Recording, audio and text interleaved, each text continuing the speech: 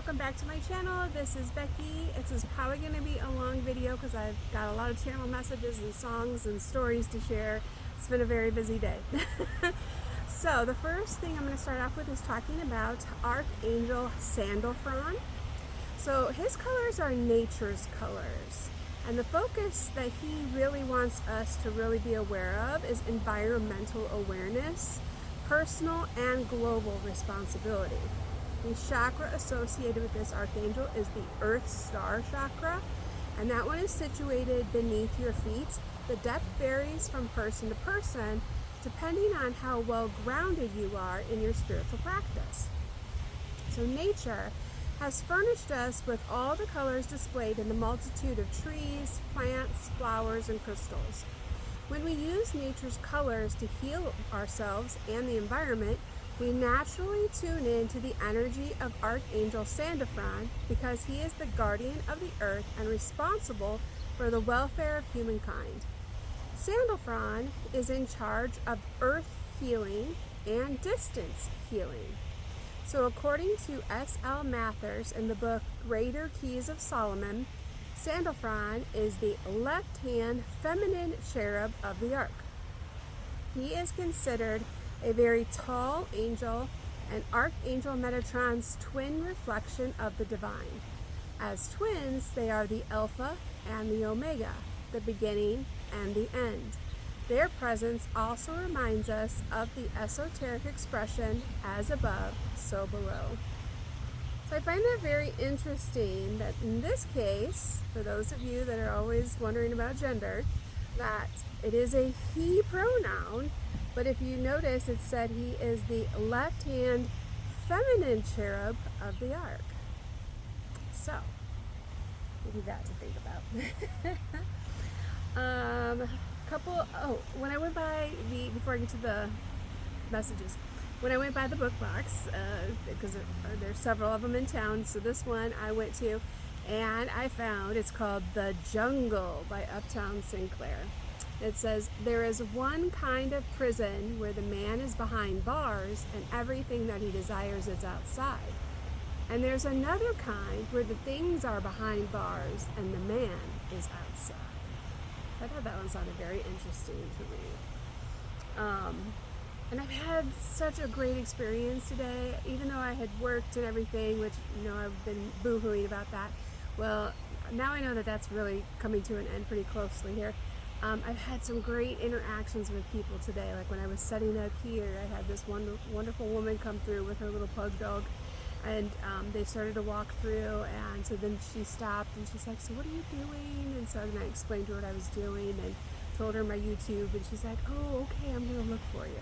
So just little moments like that really are like, yay, thank you, Divine, for giving me those little clues that things are looking up, people are hearing me, they're interested in what I have to say, and to keep going.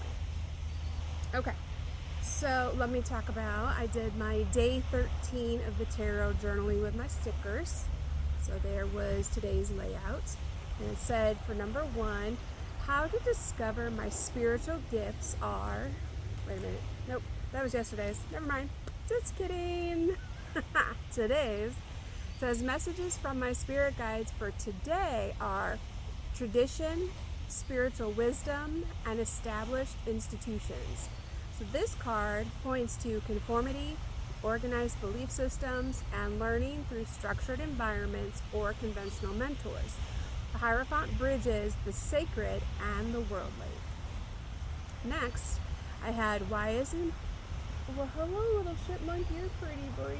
You're like right there. My goodness, they keep getting closer and closer. And there's a cool dragonfly. It's huge over there. Okay, so again, why is it important to receive messages from my spirit guides? Well, the cards are telling me that without listening to my spirit guides, I'll experience emotional blockages, feel drained, have unrequited love. And the spirit guides help me to stay with feelings and emotions and thoughts that are overflowing with love, joy, and intuition. So how can I be more open to the messages from my guides in the future? Are to be in harmony with a union of opposing forces, such as the conscious and the subconscious minds, as well as the union between my masculine and feminine energies. It says I need to be in deep partnerships and make significant life choices that will lead to being authentically aligned with my personal values. Next, I had what can help me connect with my spirit guides. Well, that came out the Magician. So this card represents manifestation, willpower, and resourcefulness. It signifies that I have all the tools, skills, and energy needed to turn my creative visions into a tangible reality. And how is it that my spirit guides are trying to connect with me?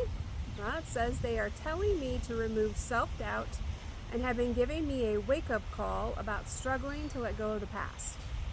Which, if you've been watching the videos, that's been true. The Judgment card in reverse points to very harsh inner criticism and an unwillingness to accept major life transition. Like, I'm really struggling with this whole medically frail thing. Like, I don't like hearing those words, even though my spine is letting me know that they're true. I don't want to accept that I am medically frail. Number 6. What will change if I try to be more open to the messages from my guides in the future? It says this card urges me to stop wishing and to make a firm, grounded decision. It's a gentle warning to avoid being blinded by fantasy and to take tangible action towards your goals. It signifies that I have an overwhelming abundance of choices and to avoid illusions and daydreams. And when I was writing that down, I had gotten the image of Alice in Wonderland, where she's laying down in the ground, laying in the flowers and just staring up into the sky. So I imagine that's what my ancestors are like. Okay, girl, you gotta like hop to it. We got work to do. So, to my songs. So a couple of the songs that I got. The first one was Love Take Me Over by Stephen Curtis Chapman. So I heard the Love Take Me Over and I had to go Google it because I didn't know it and I didn't know who sang it. So here are the words. It says, I hear the clock beep, pull me out of sleep. Tell me there's a day ahead of me trying to wake up, sipping on a hot cup of tea with a lady in green. And I'm praying about the man I want to be, saying, God, please take all of me and fill me up with your love. Love, take these words that I'm speaking. Love, take these words that I'm thinking. Love, take me over. Love, fill me up of my space. And love, stand right here in my place. Love, hear this prayer that I'm praying. Love, take me over. So, I'm not sure who was sending me that message or what exactly is supposed to be. Maybe they're just, letting me know that they feel the love that's emanating from my energetic field. I'm not sure. The next one I got was You've Always Been. And when I looked that up, I found out it is a Christian group called Unspoken. And here's the lyrics. It says, I've had good days. I've had bad days, tasted victory and defeat. I've had problems, biggest planets turn to pebbles when you speak. I've had nothing to my name, never lacked for anything, 'cause you were there with me. You've been my savior, sustainer, when I'm at my end. My healer, redeemer, again and again. My mother and my father, brother, sister, and friend. Everything I've needed, Lord, you've always been. When I stand before you guilty, oh, your mercy bears my blame. And when in pride I think I'm worthy, you point out the price that you paid. When I wander far away, you keep calling out my name. You don't give up on me. You are my strength, my rock, Jesus. You are my hope and my song, Jesus. Before my heart knows what to pray, you've already made a way, Jesus. Thank you. Like, oh, my hair standing up on my arms when I was reading that one a little bit. Okay, and then the next song that I actually heard on the radio was Redeemed by Big Daddy Weave, and that one, the lyrics was like overwhelming. I was like, yes. It says, seems like all I could see was the struggle, haunted by ghosts that lived in my past, bound up in shackles of all my failures, wondering how long is this gonna last. Then you look at this prisoner and say to me, son, stop fighting a fight, it's already been won. I am redeemed and you set me free, so I'll shake off these heavy chains and wipe every stain clean. But I'm not who I used to be, I am redeemed. All my life I have been called unworthy, named by the voice of my shame and regret. But when I hear you whisper, child, lift up your head, I remember, oh God, you're not done with me yet.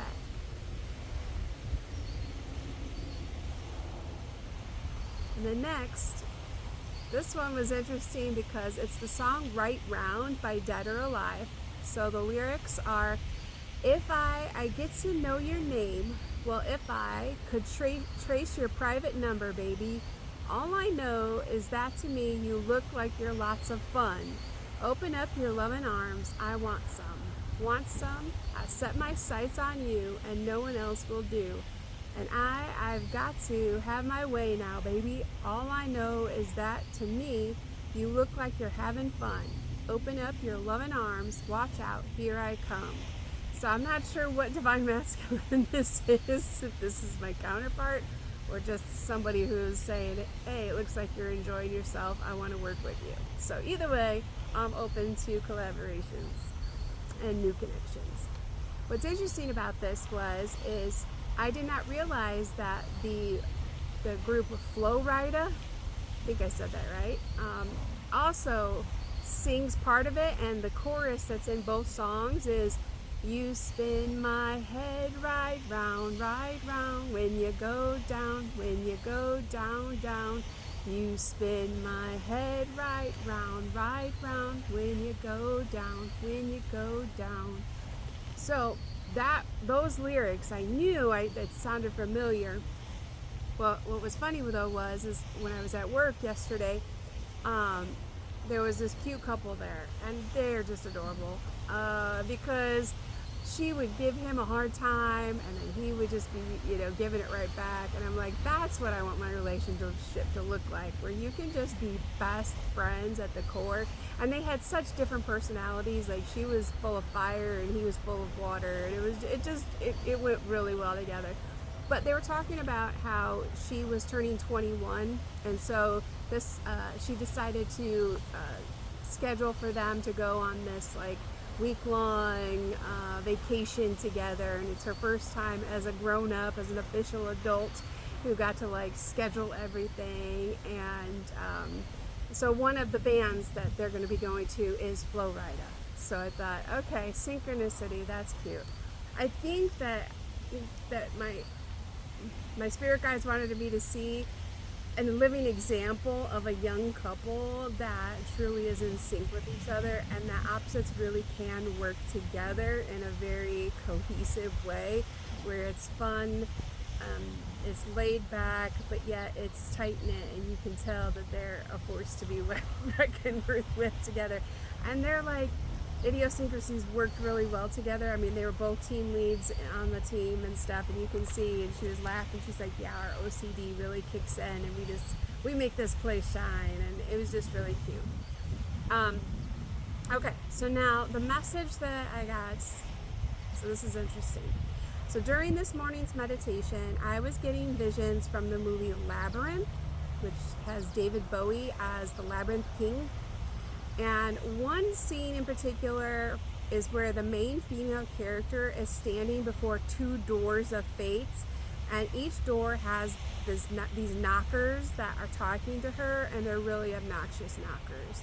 And they talk in riddles, and they're very confusing, and they're meant to try to frustrate her. And so she is trying to ask questions, and they can only answer in yes and no.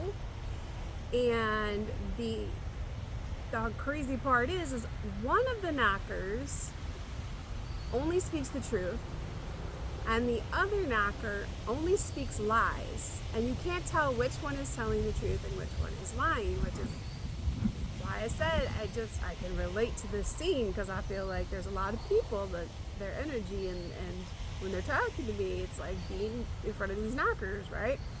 So she had to solve a riddle to choose which door. So she was at a crossroads in her life in this labyrinth. She had to choose a door, and she knew that one door would lead to the desired outcome and exit the labyrinth, which she was desperate to try and do. And then the other one, they said, would lead to her eternal doom and death. And so she had to choose a door.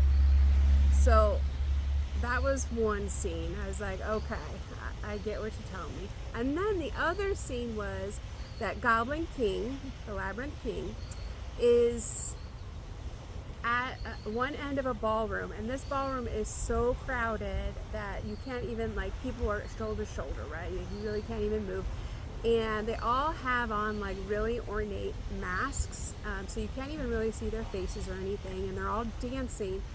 And she is trying to like squeeze her way through the bodies to like get out of the room. She you can tell she's uncomfortable. She doesn't want to be there. So I think, because like she's really there on a mission to find her baby brother and get home, and the baby brother had been kidnapped by this Goblin King who created the labyrinth, right? And he had given her like this hourglass, and she had to find the baby and rescue him before it ran out of sand. Otherwise he turned into a goblin and had to stay there forever. So she wasn't interested in being part of the party. She didn't want to dance. She wasn't interested in, connecting with these people. She had a mission that she was trying to accomplish.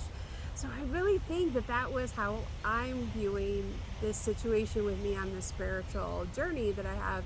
There are people that are messing with my energetic field to alter my 3D reality, kind of like grabbing my remote control in the astral plane to mess with me. And I'm trying to fight to get my remote control back, and it feels like how she felt in that scene, trying to get away from these people.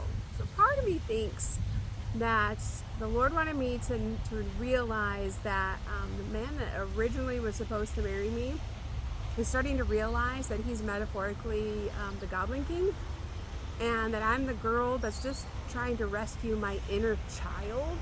So in the movie, she was trying to rescue her baby brother.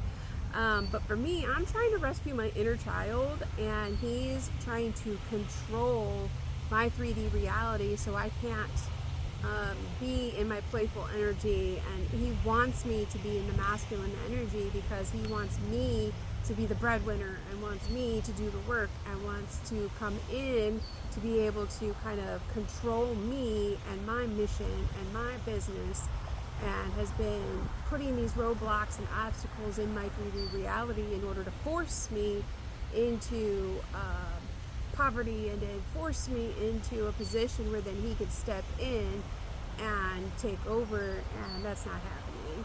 But I think that was kind of what my guides were just letting me know, that yes, I am accurate about my 3D reality, and that it is going to change because they're going to get me away from this situation, and that my inner child is safe. So my ancestors and spirit guides have told me that this man is friends with people that have altered my path, but just because they've rerouted me and deviated me, right, that it didn't stop me from my destiny. It actually gave me more cool stories and adventures to be able to share with people when I write my book. I do also think that the movie producer and the Jezebel Spirit screenwriter that was working with him, I do think that they've been altering my 3D reality in order to make my life more movie-esque, I don't know, to make it more interesting in their eyes, I guess. But because they knew that I was trying to be able to, use my story for God's glory, I had gone to them for, them possibly being able to help me with turning it into a movie. And so I think, unfortunately, I had connected with people who then took advantage of that spiritual connection. So we have that. Unfortunately for that, it's not my goal, and all they did was teach me who I don't want to play the game with, because I don't have a desire to be around and interact with people that are going to force me to do anything or try to control my 3D reality against my will, to put me in positions. I mean, clearly I'm trying to get away from somebody here who's doing that, so why would I want to work with people that are also doing that? Now, whether he's part of it and it's just her, or if it's her and not him, I don't know, and it's not my place to worry about. All I know is I have no desire to like really be part of that. Now, do I want my story to be turned into a screenplay and to be out there and do? Absolutely. I've had people say that many times that I look like Meryl Streep, and I always said, well, if they ever make a movie in my life, I would love for her to be the actress that plays me. So I do feel like that is in my destiny, but does it have to be them? No. It could be a different producer. It could be a different screenwriter. Could it be that producer if that screenwriter were to be out of the picture? Possibly. Because I'm feeling more it is that she is acting out of jealousy and envy and trying to keep me away from working with people that she knows. But ultimately that's out of my hands. So all I know is it's not safe for me to be working in that arena at this time. So maybe it changes in the future, possibly. And I guess that the archangels were trying to teach me like deeper, or teach them deeper soul lessons while they were teaching me 3D lessons on how to have better boundaries, how to protect my energy better, how to use discernment and determine who actually has my best interest at heart. I think that people can start off good and have good intentions when they're creating things, and then at some point the devil can come in and take over. So I think that his team is very divinely blessed. I think he could be a very good leader, but I think that, incubus, succubus spirits and Jezebel spirits can really taint a person's life. So ultimately it's up to them on how that plays out. So they were learning lessons and I was learning lessons, and just because the timing hasn't been right over these last couple of years doesn't mean that it might not be right in the future. And like I said, maybe it's a different team that's going to be sharing my story out there. I'm not sure. The other movie that I got were visions from a Tom Cruise movie called it's called Legend, and it was from like 1985, I think. So this was a story about a young man who was trying to protect the mythical creatures from being destroyed by the Lord of Darkness. So the Lord of Darkness planned to kill the world's last unicorns and trap the planet in eternal night. And that character Jack was the forest dweller. He teams up with other magical creatures to rescue Princess Lily. So I believe there was a business gentleman that I was connected to who originally was coaching and started helping me with my business. And I believe, again, this is just my intuition, my guides, my channeling of the quantum information. I do believe that he had been in a relationship with that screenwriter woman who was working with the movie producer. I believe she cheated on the gentleman who was the business coach with the producer. I believe she seduced the producer and then was playing mind games between both of these men. She didn't want me to come into the picture because, of course, I bring truth, justice, divinity. I give messages, so why would she want me to talk with these two rich men who are both taking care of her in every way possible? So I do think that there was sabotage there, primarily through her using the people around her, and like I said, then creating havoc in my 3D realm by hijacking my nervous system.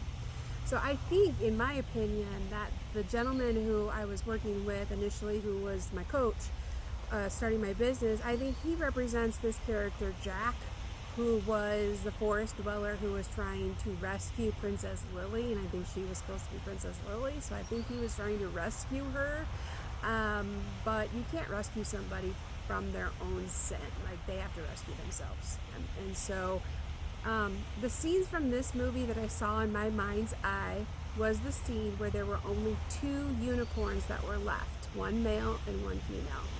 And the male, they end up showing the female goes to the male who is laying down in a meadow, and its horn had been cut off, and so it had died.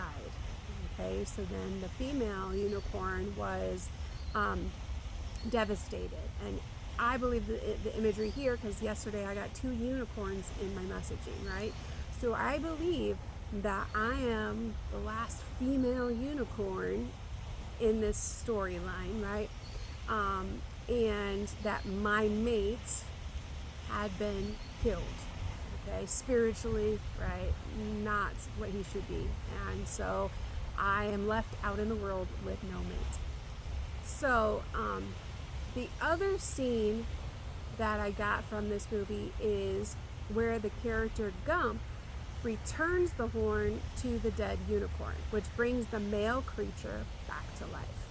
So later on, they rescue the horn, and they show Gump putting the horn back onto the male, and it brings him back. Well, this restores the light to the world and defeats the Lord of Darkness. So I do believe that this vision is telling me that Jezebel screenwriter was the false light, and that she was responsible for killing the light in the coach as well as the screenwriter. So what blessings they had with the supreme being of light, the Lord, our God, our Savior.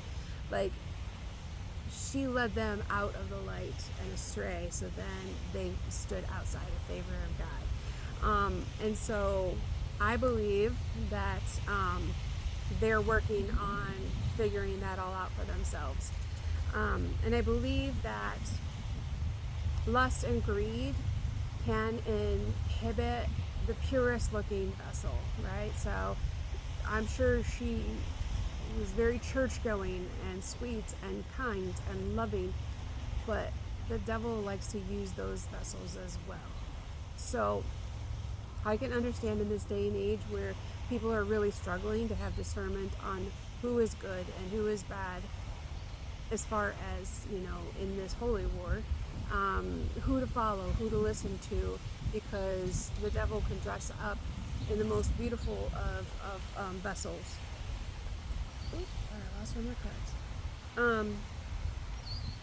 And so my heart goes out to them, and I just want them to know that I'm sending prayers their way, so that way they can find their way back into the light, and that they can be able to then put healthy boundaries in place for themselves, so they can get back into good standing with God and back in the graces and have the protection that they used to have. And hopefully that's already happened, because sometimes my visions are past, sometimes they're future, sometimes they're present. So this could all just be stuff that they've already worked out and dealt with, and it's just catching up to me. Or it could be something that's going to happen in the near future or in the distant future. Because I do believe that producer had a wife for a really long time who was faithful and was his divine counterpart, and that she has been hurt in this. And so I really hope, and I'm praying that he's able to reconnect with her after this all happened, and came to light, and that his team can really wrap their arms around him and be able to figure out the best way to move forward in order to help them all heal and repair, because they are trying to do God's work. And part of what my job is not just to point out the things that need to change, but then to pray over the people that are there actively putting the pieces back together, for them to be able to rebuild stronger and even have a more rooted foundation in Jesus and Mary, and having such faith that God will be able to mend whatever happened in that situation, for them to be able to continue on their mission of helping bring people into the light and have their stories be used for God's glory. And I also am praying for the business coach, that his team be able to recover from the devastation that this has caused him and his team, because they too have a mission that is very important with helping beings like myself, some mythical creatures that are, wounded warriors, and trying to prevent us from being extinct. And his job has been to help them be able to find financial freedom through their sovereignty and using their spiritual gifts and their energy to be able to have soul-led businesses. So again, the devil is after all of us, but most attacks are really heavy of those of us that are standing up in leadership positions. And one of my jobs is to go around giving extra protection to those leaders that are already doing God's work, and try to give them that reinforcement and help shine light in their blind spots, so that way they can then make the changes they need to in order to, like I said, be even more battle ready of protecting themselves from the darkness, so that way they can continue to be the shepherds within their own communities and be the leaders within their kingdom, that God has graced them with the voice and the skills necessary to be able to lead people. And so hopefully that's all working itself out. All right. So in my prayers, I want all things to work out for all of us, because we're all just walking each other home.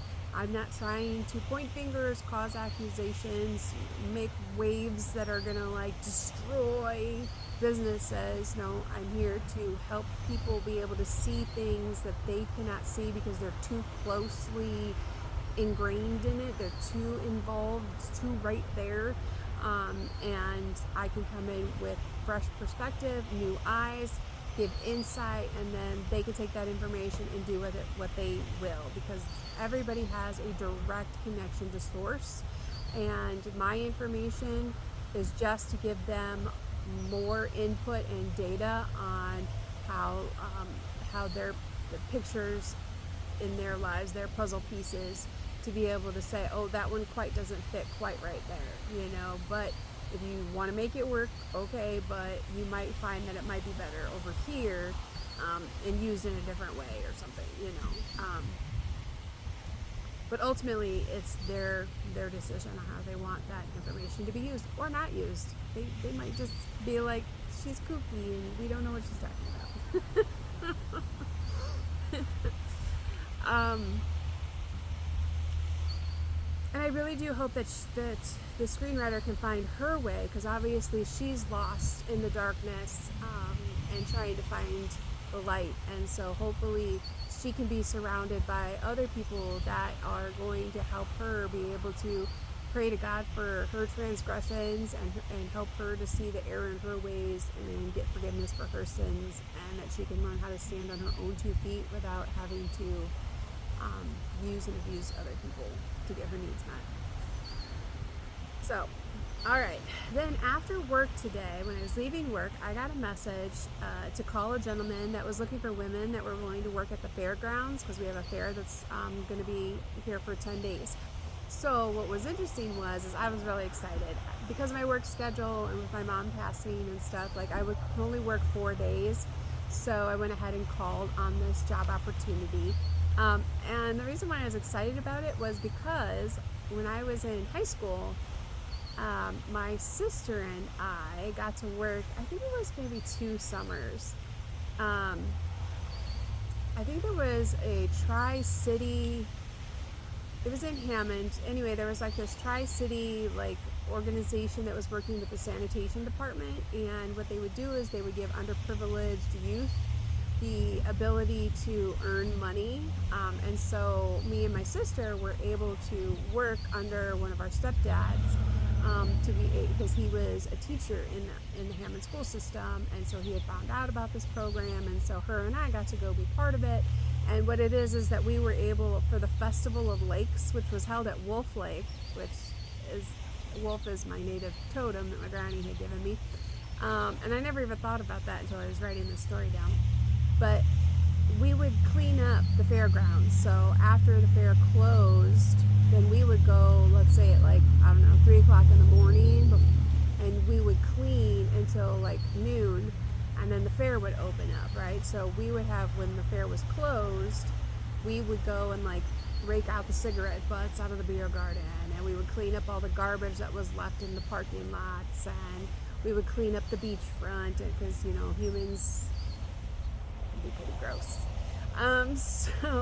But we walked around and for hours would be cleaning, and we'd be making money. So, and we'd get a nice tan. And so I was really excited at this possibility of kind of getting to recreate that experience, even if it is for 4 days, to give me that little nostalgia of experience. So then I went, and I was going to park at the library where I like to use the Wi-Fi, but there were no parking spots, which is very rare. Usually I don't have any issue with parking at the library, but today for some reason my guides were like, nope, you're not going to go to the library. We're going to reroute you. So I ended up thinking, okay, well, I know this other place that I can go that has free Wi-Fi. So I start to drive there. Well, my path gets blocked by a train. And I just rolled my eyes. I go, of course, a train. And then it's my great-great-grandmother, so on my dad's side, she was the one who was, from my understanding, was a full-blooded Cherokee in Kentucky, and she ended up being, I think, bartered, because back then they would use women to like make land deals and stuff, and there was a full-blooded German gentleman who was in Kentucky at that time, who was helping to actually create the railroads when they were first being created, and they ended up getting married. So I really think that my little discontent with the trains is like her kind of letting me know that she's here in my energy field at this time, really anchoring in those indigenous roots into what I'm creating. And so it made sense, because the whole German thing, hold on to that. But anyway, so I ended up not getting to go to that place because the train, and I'm like impatient. I'm like, no, I'm not gonna sit here and wait for no dang train. So I rerouted over by a gas station that I've been able to sit outside of and get Wi-Fi. So I go there, and I'm like, all right, well, I'm gonna run it, use the bathroom, and then I'll come out, and then I'll just jump on my computer and do some more shamanism and do some more, prepping for this video. So when I go to leave, after I get out of the bathroom and I go to leave the building, there happens to be a disabled veteran that's on crutches who's leaving the same time I am. So I exit the building, and he exits right behind me, and then I hear him say, well, if you weren't already married, I would ask you for your number. And I like looked around, and he was talking to me, so he makes eye contact real strong, and then he continues to talk to me. And of course, I didn't bother to correct him about me being single, because I'm like, I know, even though I haven't met my husband, that the divine has already picked him out for me, and I knew this guy wasn't it. So I just was like, okay, let that slide. Don't need to correct him. But this gentleman could really sense my energy, and he said that to me later on. He said that he was, because he had a hat on that was a veteran's hat, and I was like, oh, thank you for your service, because I always appreciate the veterans and their sacrifices. And he proceeded to tell me that he had served in Germany.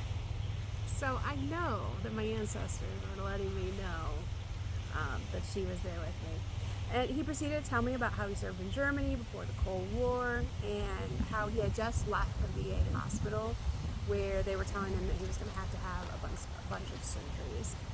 And so he said that he felt really blessed throughout his life, which was huge for me to hear, that I'm running into more and more people that, even in spite of their ailments and difficulties, that they really are still praising God. And he just started talking about how when I walked into the building, he felt my energy, and that he had hoped that he was paying for his gas, and then he had hoped that he would get to run into me before I left, and that he believes that God, orchestrates things. And so he said that he had only felt the angelic presence that he felt around me probably 2 other times in his life. And he grew up in the Catholic Church, and so we talked about that and how this is a great awakening, and people are learning to how to become unprogrammed from some of the things that we were conditioned. And he just kept a smile on his face, and the whole time he was just really eager. He's like, I can't wait to talk with you again. He's like, I know you got lots of stories and great stories that you could tell me, and I got stories that I can share with you. And so I was telling him about my business, and I said, well, have been struggling to keep my business going, and I'm looking for financial backing and some investors. And he's like, I might be able to help you with that. He's like, I know some people that might be interested in being able to help you. The woman that I stay with, she actually is in the mental health field and helps people, and I know she's swamped with clients. And so I gave him my business card, and he said, I'm gonna connect you with her and see what we can do to help you with your business. I'm telling you, God is good all the time. All the time, God is good. Because then I turn around and he asked for permission to give me a hug, so I gave him my good old Boy Scout side hug, and tried to knock him over because he's on his crutches. And so then he leaves. And then I get an email reminder that I had forgotten I had signed up for. Coming up at the beginning of August, the first 2 weeks of August, I'm going to be getting trained through Ivy Tech, which is a community college, to get licensed by the state of Indiana through their Family of Social Service Administration, the FSSA, to become a peer support professional. This will allow me to actually work for some organizations like HealthLink, which they do telehealth. So then I would actually be able to legally be able to be a counselor through this certification, and then I'd actually be able to charge insurance companies, because the biggest thing I've had is my business is educational, and so people have to pay out of pocket. And with this economy, the people that I work with, like I said, are disabled veterans, and, right? So, but this certification program that I'm about to participate in would allow me to then work for an organization that could code and charge the insurance companies. I'm just like, every time I think that there's a roadblock that people have put in my path, my ancestors and the archangels, they help me figure a way around it. And it's such an exciting time to be alive. And I'm hoping that my collective is starting to have these miracles that are also popping up in their life as well, and can feel this. So pretty soon I'll be able to legally say that I can help people who are in emotional crisis, as well as being in situations that are abusive, that they are struggling to cope in. So not just provide information, but to actually be able to truly be able to help them is such a blessing. So again, I want to thank all the archangels, but definitely Archangel Zachiel for really helping me soften my energy field. Remember, she's the female archangel. Because that's what's allowing these precious opportunities to be able to start flowing into me in my 3D reality. And Archangel Michael is blocking out those people that are trying to continue to remote control my 3D reality. I had an administrator who, like I said, is no longer in the school system, who told me I needed to be making sandwiches. And here I am making sandwiches, and I know it was because he was rerouting my programming in my auric field. And I'm like, people need to stop speaking things over me, because it's my life. And I'm really grateful that Archangel Raphael and the other deities and the Ascended Masters use this vessel to be able to help other people in the earthly realm, because believe me, all the work that I put into purifying the vessel and keeping the channel aligned and clear and open, it's not easy. It's really not easy. And so to know that it's working and that people will feel it and they know it and that it's starting. It's like, yay, it is starting. My crown is starting to really shine. Okay. I'm actually going to go ahead and end this video here, and then I'm going to do the cards in the next one because this is really long. So thank you for being here and listening to all this, and hopefully that you will come back for the second video.